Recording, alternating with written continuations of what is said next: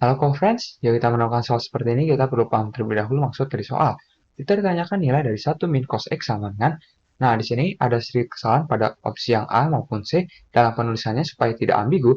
Seharusnya di sini kita punya 2 sin kuadrat dari, nah di sini bukan 1 yang dibagi dengan 2X, melainkan setengah X, dengan kata lain seperti ini.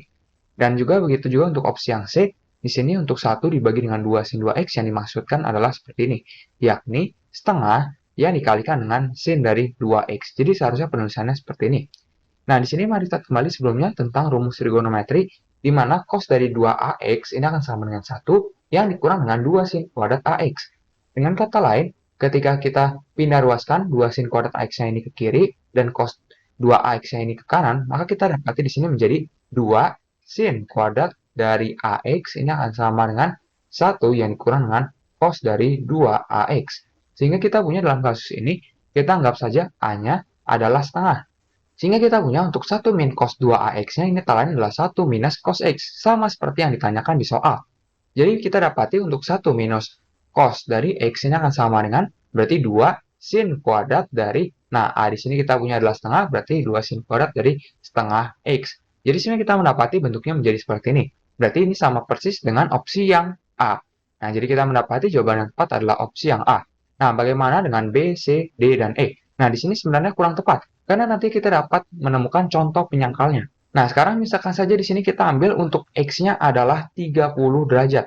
Nah, sehingga di sini kita dapat cek bahwa nilai dari 1 yang dikurang dengan cos dari X ini akan sama dengan berarti 1 yang dikurang dengan cos dari 30 derajat. Di mana cos 30 derajat kita tahu nilainya adalah setengah akar 3. Karena adalah sudut istimewa, yang berarti 1 dikurang dengan setengah akar 3. Di mana hasilnya di sini akan sekitar 0,134. Nah, mari kita cek sekarang untuk opsi yang B. Perhatikan bahwa jika kita punya untuk sin kuadrat dari 2X, berarti sebenarnya sin kuadrat dari 60 derajat. Yang berarti di sini sebenarnya sin 60 derajat kita punya adalah setengah akar 3, yang dimana ini kita kuadratkan. Berarti ini akan sama dengan, nah berarti menjadi seperempat yang dikali dengan 3. Berarti kita punya adalah 3 per 4, yang hasilnya tentu saja adalah 0,75. Yang jelas berbeda dengan yang kita punya ini seharusnya. Nah, berarti di sini opsi B jelas salah.